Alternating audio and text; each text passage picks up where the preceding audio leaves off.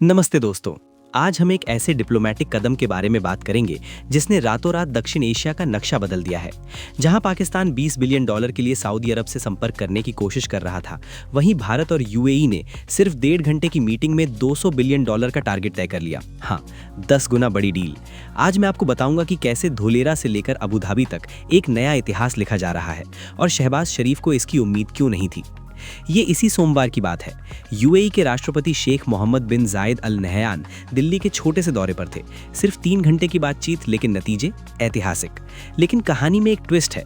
पाकिस्तानी इस बात का जश्न मना रहे थे कि उन्हें सऊदी अरब से $20 बिलियन का निवेश मिल सकता है, लेकिन असली समस्या ये नहीं है कि उन्हें क्या मिल रहा है, बल्कि ये है कि भारत का पैमाना अब पाकिस्तान की उम्मीदों से 10 गुना ज्यादा हो गया है। अब बड़ा सवाल ये उठता है कि क्या ये सिर्फ व्यापार है या भारत ने कूटनीति में पाकिस्तान को पूरी तरह से मात दे दी है। आइए डेटा देखते हैं। भारत और यूएई के बीच व्यापार पहले ही $100 बिलियन को पार कर चुका है। अब लक्ष्य 2032 तक $200 बिलियन का है। क्या आपको लगता है कि भारत 2032 से पहले ये लक्ष्य हासिल कर लेगा? कमेंट्स में अपने विचार शेयर करें। सिर्फ व्यापार में ही नहीं, बल्कि एनर्जी सिक्योरिटी में भी एक बड़ी सफलता मिली है। एचपीसीएल और एडीएनओसी गैस के बीच 10 साल का एलएनजी कॉन्ट्रैक्ट साइन हुआ है। 2028 से भारत को गैस की सप्लाई की गारंटी होगी।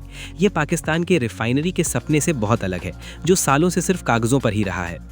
अब बात करते हैं उस स्मार्ट इन्वेस्टमेंट की जिसे पाकिस्तान समझ नहीं पा रहा है। यूएई गुजरात के धोलेरा स्पेशल इन्वेस्टमेंट रीजन में बड़ा इन्वेस्टमेंट कर रहा है। वहां एयरपोर्ट से लेकर स्मार्ट टाउनशिप तक सब कुछ बनाया जाएगा।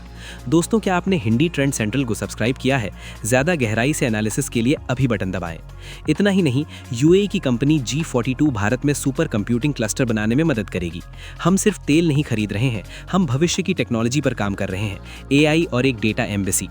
तो इस खबर का आपके और हमारे लिए क्या मतलब है? बिजनेस के मौके, भारत मार्ट और वर्चुअल ट्रेड कॉरिडोर जैसे रास्ते एमएसएमईज के लिए खुल रहे हैं। ग्लोबल पहुंच, भारतीय प्रोडक्ट अब भारत अफ्रीका सेतु के जरिए 53 अफ्रीकी देशों तक आसानी से पहुंचेंगे। नौकरियां, धोलेरा जैसे प्रोजेक्ट्स में लाखों नई नौकरियां पैदा करने की क्षमता है। आखिर में ये डील दिखाती है कि भारत अब भिखारी नहीं, बल्कि पार्टनर है।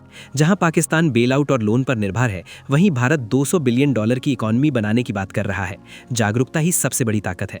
अगर आपको ये एनालिसिस पसंद आया तो कृपया लाइक करें, अपनी राय दें और शेयर करें। जय हिंद।